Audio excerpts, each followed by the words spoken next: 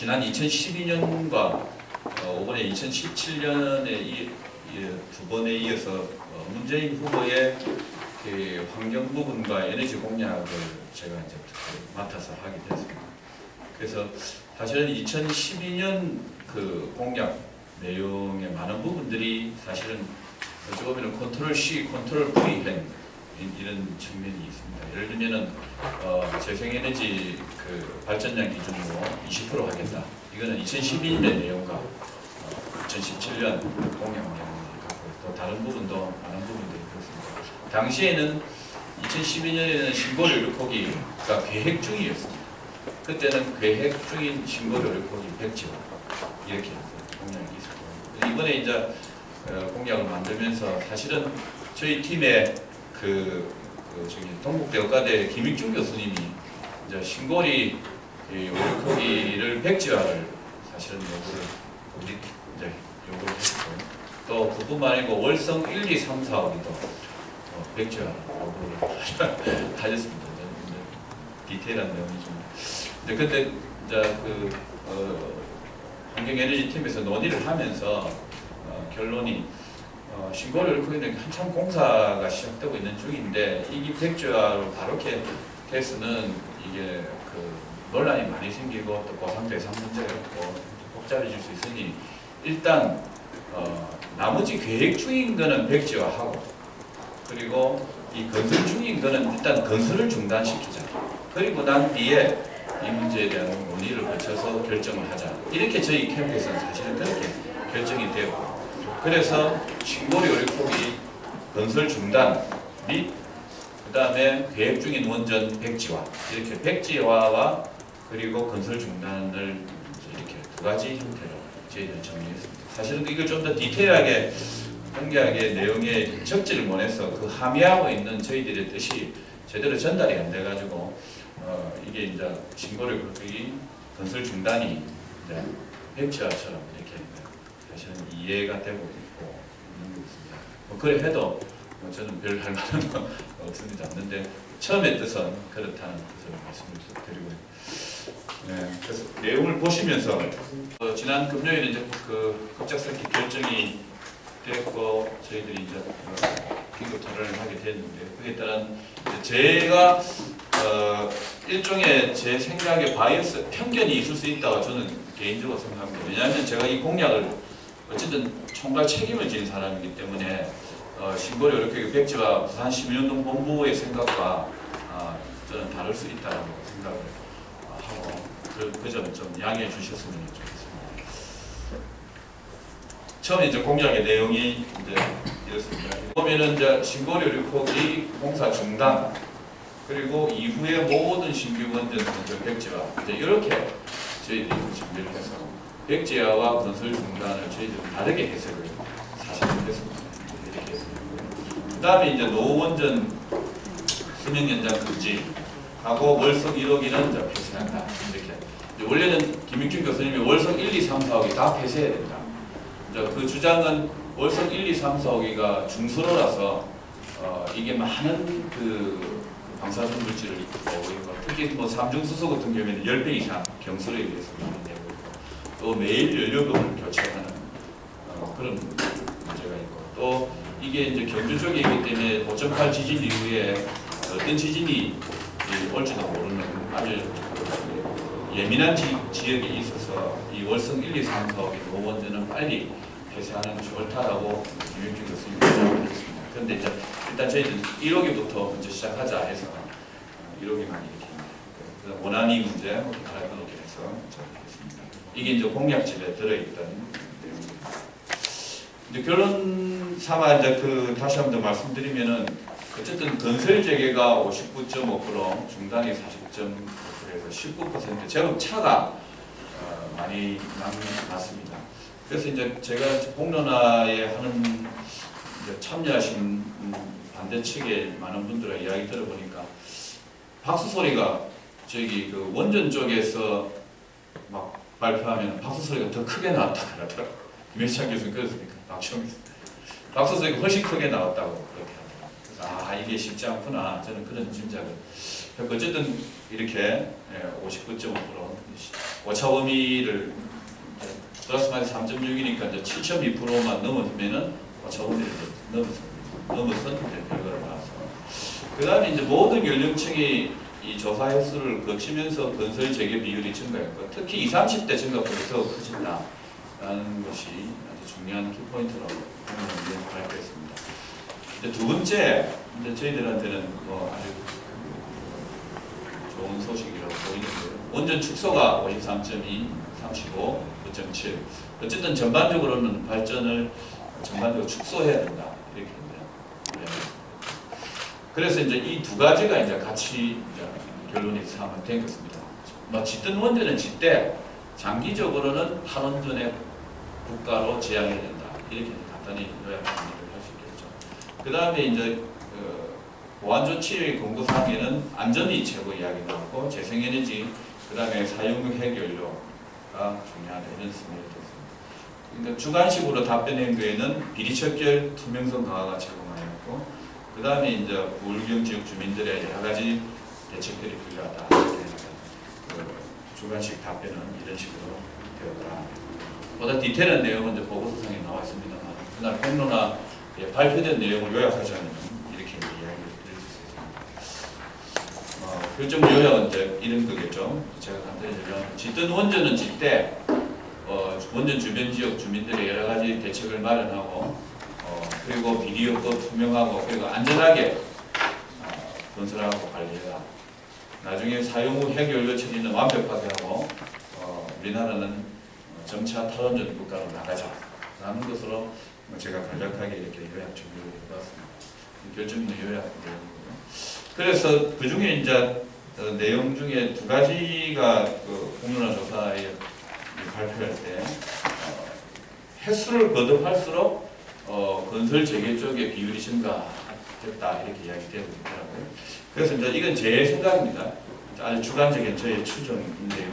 첫 번째 추정은 사실은 고리 1호기가 1978년부터 상업 운전이 시작돼서 지난 한 40년간 사실은 원자력 문화재단 등으로 인해서 원자력이 안전하고 깨끗한 에너지로 국민에게 지난 40년간 한 세대를 넘어서 홍보가 되었습니다. 저는 사실 깜짝 놀란 게 금정구인데요. 금정구청에 가니까 그게 그 시민사회단체 어떤 그 관변단체가 있는데 금정구의 그 원자력 홍보 분유회가 있어요.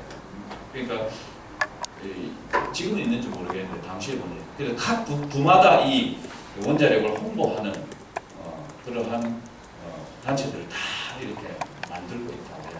제가 듣고 그 여성분이 아주 자랑스럽게 원자력에 대한 홍보를 하고 그러니까 이렇게 전방위적으로 원자력 홍보는 안전하고 깨끗한 에너지로 지난 40년간 홍보가 되어 왔습니다.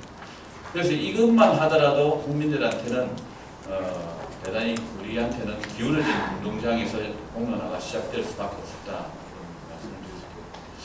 둘째로는 오랜 기득권 세력에 있는 원전 마피아가 가지고 있는 자기 나름대로 절대절명의 생존투쟁 입장과 그리고 재생에너지를 이야기하는 이 가치투쟁 이 간의 간극이 있었지 않았냐. 하나는 막 어쩌면 죽고 살기로 이제 달려드는 거죠. 원자력공학과 교수들이나 그 관련 연구원이나 그거 가지고 먹고 사는 두산중공업이나 기타 모든 이사 그게 연관된 보수 언론들은 그쪽과 우리의 가치 투쟁과는 좀 이렇게 차가 있지 않나 이런 생각이 들어요. 세 번째로는 이게 대단히 기술공학적인 논쟁거리가 디테일에 들어있는데 악마는 디테일에 숨어있다고. 여기에 대해서 저쪽에서는 이게 원자력 공학과 교수들이 대부분 다 나왔습니다. 그런데 우리는 이제 전문가 정도의 실력을 가진 시민운동가들이 대부분 이렇게 참여해요. 박종훈 교수님하고 김영훈 교수님 외에는 이 전공한 분들이 사실은 없어서 이런 면에서 좀 그 디테일로 들어갔을 때 우리의 설득력이 좀 사실은 좀 떨어지지 않았나 이런 생각이 저는 개인적으로 들었습니다. 그러나 가장 중요한 것은 이미 시작이 이 지난 40년간 우리가 기울어진 운동장에서 이 논의가 지속적으로 되었다는 이 점이 가장 크지 않나 싶습니다. 그 다음에 20, 30대가 이렇게 증가폭이 갈수록 커진 이유는 저희 세대하고는 달리 20, 30세대가 아시는 것처럼 밑에 100이라서 20대 태반이 백수이고 그들이 먹고 사는 문제가 대단히 경제적으로 강팍한 그런 상황. 그래서 이들이 이런 그 원전이 갖는 지역 경제 문제, 매몰 비용 문제, 원전 수출 문제 이런 것들에 대해서 상대적으로 이렇게 그 탈이념적인 20, 30대가 이런 데보다 예민하게 반응하지 않았나. 제 생각입니다. 그래서 이렇게 해서 이렇게 좀 나름대로 한번 생각을 지난 주말에 해봤습니다. 공론화 발표 후에 이제 각계 반응은 이제 각 그 여당 야당에서 다양한 의견들이 있고요. 다 아시는 거고. 그래서 저는 그런 생각이 듭니다. 이 정부가 출범해서 야심차게 이제 그 여러 가지 뭐 보도 개방하고 뭐 이 신고리 문제 이야기하고 뭐 이렇게 탈원전하고 탈석탄하고 이렇게 이제 하면서 저는 어쩌면 일정한 면에서 진지를 구축하기 전에 이렇게 전선을 너무 많이 만들었다 그런 면이 있습니다. 특히 탈원전 신고리 의료법이 문제가 특히 그렇죠. 여기에 대한 대응이 정부가 체계가 전혀 안 돼 있는 상황에서 너무 급박하게 전선을 구축해서 이렇게 초기 대응을 제대로 하지 못한 그런 전략적인 실패도 일정 부분 있지 않나 그런 생각입니다. 부산에서는 대단히 유감이다 이렇게 이야기가 있었고요. 그 다음에 전국 시민사회단체가 있는 입장은 간략하게 하면은 한국은 이렇게 대단 대충 존중한다 이런 의미를 이야기했습니다. 원래 원전의 정부 계획은 신고리 전에는 이렇게 원전 개수가 이렇게 2030년까지 계속 35개로 늘어가는 걸로 이렇게 25개 이제 하나 했으니 24개인데요. 이렇게 원전 개수에서 용량도 계속 느는 걸로 신규 원전 계속 짓는 걸로 이렇게 원래 되어 있었습니다. 공론화 이 원전 상황을 이제 제가 그래프로 한번 이렇게 그려 보니까 이제 원전 개수입니다. 이게 개수가 해서 2023년 정도까지는 원전의 숫자가 계속 증가하는. 즉 문재인 정부 기간 동안은 과거 정부에 의해서 제7차 전력수급 계획, 2차 에너지 기본 계획 등등 해서 이 원전의 개수 용량은 계속 문재인 정부 기간 동안 늘 수밖에 없는 그런 상황이고 그 이후로 이제 점차 줄어서 2080년 중반쯤에 지금 이제 원전들은 수명이 60년쯤 되니까 상당히 우리가 탈원전 하기는 아주 많은 세월이 필요하다. 지금 현재 건설 중인 원전이 5개 있습니다. 이제 신고리 여기 포함해가지고 신고리 3호기는 이미 시작 건설대가 이제 운영 중이고 4호기가 이제 거의 다 끝났고 그다음에 신안울 1, 2호기 신고리 여기 이제 이렇게 해서 현재 건설 중인 5개가 이렇게 되겠습니다. 5개가 되기 때문에 이제 이것을 또 이제 신고를 그냥 당연히 할 수밖에 없고 이제 앞에 것도 거의 공정이 끝나서 문재인 정부 기간 동안은 원전의 발전량도 늘어나고 개수도 늘어나고 이렇게 될 수가 없습니다. 그 말고 이제 노원전의 상황을 거의 한 11기 정도 이렇게 월성 1호부터 4호기, 한빛, 한울, 보리 2, 3, 4호기 이 전체 그 상업인들 설명이 다 있는데요. 이 전체를 제가 해보니까 한 9기가 좀 됩니다. 9기가. 우리나라 전체 그 발전량이 지금 한 100기가쯤 이제 대략 이쪽 저쪽 되는데 9기가쯤 되니까 이 노원전이 11기가 만들어내는 게 한 9% 정도. 그래서 이제 사실은 향후 큰 문제가 될 수 있는 원전들은 이 노원전 11기다. 신규 원전은 이제 말씀드린 것처럼 이제 이렇게 이제 5개가 있고 그들이 신규 원전을 계산해 보니까 한 7,000메가와트 그리고 노원전은 9,000. 요거 두 개를 2029년까지 보면은 장기적으로는 이렇게 이제 원전이 축소되는 것으로 볼 수밖에 없고 그러나 문재인 정부 기간 동안은 증가하는 추세다. 이렇게 이야기를 정리를 했습니다.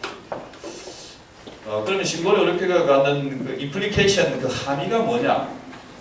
이렇게 생각했을 때 건설 재개가 이제 5차 원을 넘어서 굉장히 높게 나왔죠. 59.5%. 그리고 원전 전반적으로 원전 축소로 해야 된다가 또 가장 높고요. 그다음에 신재생 에너지 투자가 있어야 된다. 이렇게 돼서 그 뜻을 해석하면 어쨌든 신고리 올림픽 공사가 재개가 가능하게 됐고. 원전 축소로 가야 된다 했기 때문에 계획 중인 원전 6기는 백지화가 가능하지 않나. 그리고 수명단 원전 추가 연장도 금지가 가능할 것으로 보이고, 그 다음에 공약에 들어있는 월성 1호기도 원안위에서 결정하면 됩니다. 지금 재판에서 지금 되고 있어서 원안위에서 상소를 하면 되니까 월성 1호기는 조기 폐쇄가 가능할 것으로 보이고, 그리고 공약의 상황인 2030년 20% 달성을 위한 여러 가지 투자 확대가 보다 적극적으로 돼야 된다. 그런 의미에서 있습니다. 사실은 이게 탈원전으로 가기 위해서는 이게 그 원전을 축소해야만 재생에너지가 늘어날 수 있는 상황이다. 이렇게 봐서 문재인 정부 동안에는 원전이 계속 확대되는데 이 재생에너지를 어떻게 높일 것인가가 대단히 앞으로 서로 악우가 있을 수 있는 국가 제도를 통해서 재생에너지를 제대로 지금 진작을 해야 제대로 될 것이다. 그 다음에 이제 원전 안전 강화에서 제가 제안드리고 싶은 거는 어쨌든 가장 지금 신고리 올림픽의 지금 그 문제는 다수옥의 안정성 문제입니다. 그걸 간과하고 짓게 된 문제가 있어서 이 다수옥의 안정성을 일정 부분 해소해야 된다고 생각을 해서 저는 이게 완공되는 2022년, 23년쯤 될 건데 최종 23년쯤 완공될 건데 그 즈음에 월성 고리 2, 3, 4호기 정도는 조기 폐쇄를 해서 다수와 거기에 안정성을 조금 완화해주는 그런 거 가야 될 것으로 제안드립니다. 뿐만 아니고 다수호기 안정성에 대한 여러 가지 학문론적 평가 문제가 있는데 이걸 조속한 시일 내에 지금 이게 이제 그 스탠다드 크라이테리아가 있어가지고 그런데 이거 빨리 개발해서 평가가 되도록 된다. 그 다음에 이제 거버넌스 구축과 정보 공개 이런 부분이 있는데 이제 한수원이 정보 공개 한 대도 안 하고 있고요. 그래서 이런 여러 가지 보고서에 대한 안전에 관련된 보고서는 반드시 정보 공개 의무를 국제화해서 그게 이제 이렇게 기술이 누출되는 부분들은 이렇게 블랭크로 지우고 되니까 하고 그다음에 각종 계획에 이런 정보 공개 원칙들이 들어가야 될 것입니다. 그뿐만 아니고 이제 민간 감시는 활성화될 뿐만 아니고 원안위 산하의 법적 기구화로 원자력 안전 협의회가 내실화돼야 됩니다. 지금 있긴 있는데 뭐 상분자도 없고 사무실도 없고 뭐 유명무실한 돼 있는 것으로 알고 있습니다. 이건 좀 보완해야 되는 것이고요. 그리고 방사선 계획구역 안에 들어있는 부산, 울산 등 이런 지자체가 이 운영 과정과 건설 과정에 적극 개입하고 참여하고 하는 것들이 저는 반드시 필요하다고 봅니다. 그 다음에 이제 한수원이 갖는 안전 관련한 업무는 외주를 금지해야 된다. 이건 이제 저희들이 공약 사항에 넣었기 때문에 이거는 이제 그 시행이 될 것으로 저희들이 이제 그 후보 시절에 한수원 노조 측하고 이제 접촉을 많이 했습니다. 문제를 들어보니까 그 아주 위험한 방사선 노출이 많이 되고 이런 안전한 그 관리 차원에서 일하는 부분들은 전부 아웃소싱이 아웃소싱. 그래서 만약에 원전에 도심에 뭐 기타 등등 중대한 문제가 발생되고 했을 때 피폭이 마련되는 경우에는 이런 그 하청업체들이 들어와서 그 위험을 감수하고 할 수가 없어요. 한수원 직원들은 단지 매뉴얼만 들고 있고 디테일을 모르기 때문에 문제가 생기면 아주 심각한 것으로 이렇게 확대 개편될 수 있기 때문에 저는 그렇게 이야기를 들었습니다. 그래서 외주를 금지를 그래 하는 걸로 지금 정리됐습니다. 그다음에 김영춘 의원이 제안한 원전 주변 지역의 여러 가지 지원 방안. 그래서 원전의 부담금을 이렇게 부과해서 이걸 주민 지역 원전 대체 기타 신재생 에너지 등에서 지원하는 것. 그다음에 플러스 원자력 주변 지역 지원에 관한 법률을 개정해서 기존에 5kg인데 50kg, 한수원에서는 50kg는 우리 원전 한수원은 망합니다 이렇게 하더라고요. 어쨌든 이걸 좀 해서 이게 또 핵 연료세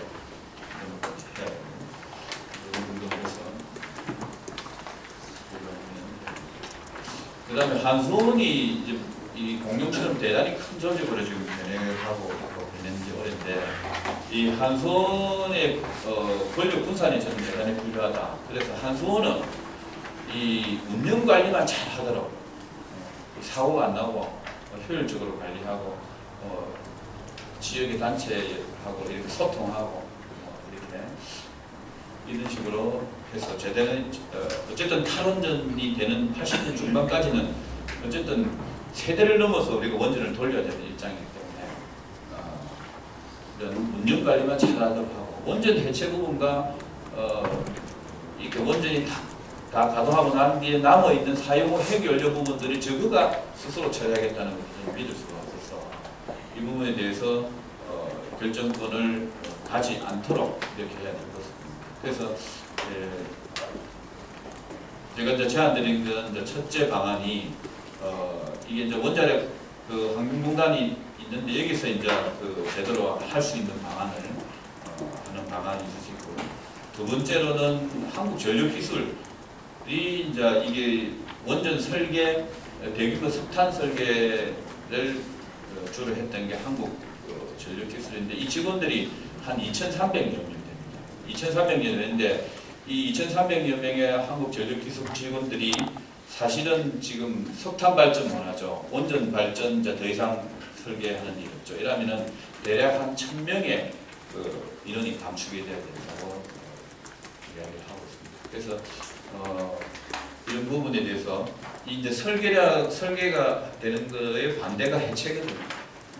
그래서 한국 전력 기술이 이런 해체를 할 수 있는 그 여분의 인력들이 그런 것을 담당할 수 있는 방안도 있지 않나 이렇게 생각을 했습니다. 그래서 이제 영국의 모델처럼 일종의 원전 해체청을 별도로 만드는 지금은 한손이 다 그래서는 안 된다. 이게 견제가 독립된 기구에서 지금 그 원전 해체 연구소가 만들어지는 것으로 되어 있습니다. 다시는 비시 분석에서 원전 해체 연구센터가 타당성이 없는 것으로 되어 있었는데 제가 이제 그 국정기획자문위원회에서 지금 디테일로 들어가 보니까 이게 그 원자력 연구원의 원전 해체 팀 가지고 원전 해체 연구센터를 만드는 걸로 하다 보니까 비시 분석이 안 나와요. 그래서 산자부에 원전 해체 팀이 있습니다. 한수원의 중앙연구원 그리고 이 양쪽이 다 나와서 독립적으로 원전 해체 연구소를 만드는 걸로 이렇게 정리가 되면서 충분히 가능성이 있는 것으로 해서 장소는 결정되지 않았습니다. 경주가 될지 울산이 될지 부산이 될지 원전 해체 연구소를 만들어서 보다 적극적으로 이제 실행 가능한 연구를 이제 하게 될 텐데 실제로 이제 원전 해체와 관련된 그 특허는 60~70% 지금 되어 있습니다. 되어 있는데 디테일로 들어가 보면은 우리가 원전 해체를 해본 트랙 레코드가 없는 나라입니다. 그래서 특허는 특허고 실행을 해본 적이 없기 때문에 사실은 원전 해체는 굉장히 위험한 작업입니다. 굉장히 위험한 작업이기 때문에 이게 실제로 실행의 단계를 들어갔을 때는 아마 그 영국이든 독일이든 실행을 해본 나라의 기업들이 와서 할 수밖에 없는 그래서 우리가 그 경험을 공유해서 그 다음 원전을 해체할 수 있도록 그럴 수밖에 없지 않겠습니까? 그런 상황입니다. 그래서 원전 해체청의 그 영국의 모습입니다. 어쨌든 우리는 기존 유휴 인력들을 이용하던 어쨌든 조직의 그런 다양한 방식으로 만들 수 있지 않겠나. 그래서 어쨌든 한수원이 독립 그 독과점에서 이렇게 해서는 안 된다. 이런 말씀을 드리고 싶습니다. 다음에는 마지막으로 이제 그 공론화에서도 사용 후 핵연료에 대한 이야기가 이야기드립니다. 어쨌든 이게 또 대단히 중요한 다음에 공론화의 이슈가 될 수밖에 없다고 봅니다. 그래서 다 쓰고 난 다음에 핵 연료를 만들겠다고 이미 원자력 연구원은 1,000억 원 이상의 돈을 파일럿 프로세싱과 그리고 소듐 냉각 고속로를 통해서 이렇게 물질을 추출하겠다 하는데 수많은 선진국들이 오랜 동안 연구를 하고 했지만 전혀 결론이 나지 못하는 연구 결과이기 때문에 이건 동결하고 여러 가지 다른 방식으로 해야 된다. 그래서 말씀드리고 싶거든요. 그래서 이게 기본적으로는 직접 처분 방식으로 결정하는 것이 옳다라고. 그래서 약간의 앞으로 타임렉은 필요합니다만 이 사용 핵 연료에 대한 공론화위원회를 구성해서 3개월이 아니고 이건 오랜 시간을 통해서 논의하고 협의하고 많은 분들이 참여해서 이렇게 최종 처분 방안을 결정해야 됩니다. 이제 공론화가 되고 난 이후에 이제 핵 연료 발생하는. 그다음에 이제 그 공론화에서 나온 이제 재생에너지 영역인데요. 재생에너지 영역이 대단히 중요한 부분이라서 이게 제대로 작동이 되어야만 원전의 마피아의 그 역할로부터 벗어날 수 있는 것이라서 첫째 이제 풍력입니다. 지금 풍력 단지들이 지역의 갈등들을 많이 이야기시키는 대기업들이 와서 뭐 이렇게 하기도 하고 그래서 저는 이게 지역 주민과 같이 하는 방식으로 가야 되고 특히 환경 훼손이 덜 되도록 해야 된다. 그래서 이런 계획 입지제도 이게 곧 도입이 될 겁니다. 이게 계획 입지제가 되는 지역들의 이제 그 산지에 전용적으로 풍력 단지가 들어설 수 있도록 환경 피해가 덜한 지역에. 그다음에 소규모 재생 사업의 소위 FIT 제도인데요. 장기적으로 이렇게 고정적으로 이렇게 전력을 발생한 전력을 구매를 해주는 거죠. 대략 한 20년 내외 이렇게. 처음에는 100kW 이내라 했다가 100kW면 또 너무 크고 해서 어쨌든 지금 정부가 조정을 하고 있습니다. 그다음에 이제 그 RPS 제도 도입해서 의무적으로 재생에너지를 할당하는 방향을 정치들이 나오고 그다음에 이 이제 재생에너지라는 게 가널성 이런 문제가 있어서 대략 뭐 풍력 같은 경우는 뭐 23% 정도 효율이 있고 태양광은 한 15% 정도 효율이 있어서 원전은 하고 이렇게 비교해 보면은 차가 이렇게 많죠. 그래서 이 에너지를 저장하는 이런 장치들이 해서 그 가능성을 보완해주는 것을 해야 됩니다. 그래서 이게 일단 공기업부터 차근차근 해서 이것을 AMI, ESS 관리하는 것으로 할 수 있을 것입니다.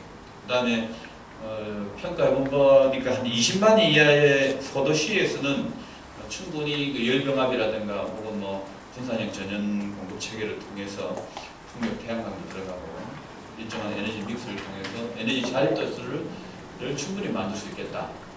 이렇게 해서 이거 지자체로부터 이렇게 신청을 받아서 이렇게 예적으로 이렇게 시행합니다. 첫 자립도시는 나주를 대상으로 시범적으로 시작을 했습니다.